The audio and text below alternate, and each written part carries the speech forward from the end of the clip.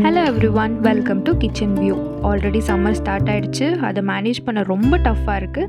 So சம்மருக்கு ஏற்ற மாதிரி ஒரு ஆப்டான ரெசிபி தான் பார்க்க போகிறோம். Butter milk. வாங்க எப்படி செய்கிறதுன்னு பார்க்கலாம். நான் இன்றைக்கி 250 grams அளவு தயிர் எடுத்திருக்கேன். இது கூடவே ஒரு துண்டு 1 inch அளவு இஞ்சி ஆட் பண்ணிக்கிறேன். 2 மீடியம் சைஸ்டு பச்சை மிளகாய், தேவையான அளவு கறி லீவ்ஸ், அது கூடவே கொஞ்சமாக கொரியாண்டர் லீவ்ஸ் ஆட் பண்ணிக்கலாம். இது கூட நான் ஒரு 4 to 5 pieces இந்த மாதிரி மேங்கோ ஆட் பண்ணிக்கிறேன். தேவையான அளவு உப்பு ஆட் பண்ணிக்கலாம். நம்ம இப்போ இது எல்லாத்தையும் ஒரு மிக்ஸி ஜாரில் ஆட் பண்ணி பீட் பண்ணி நல்லா எடுத்துக்கலாம்.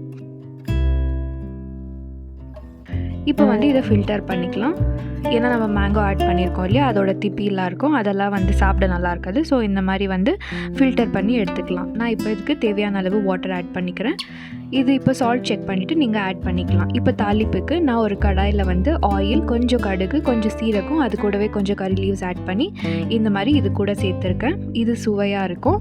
இது கூடவே கொஞ்சம் டேஸ்ட்டுக்காக, கொஞ்சம் புளிப்பு தன்மை கொடுக்கறதுக்காக நான் மேங்கோ பீசஸ் கட் பண்ணி ஆட் பண்ணியிருக்கேன்.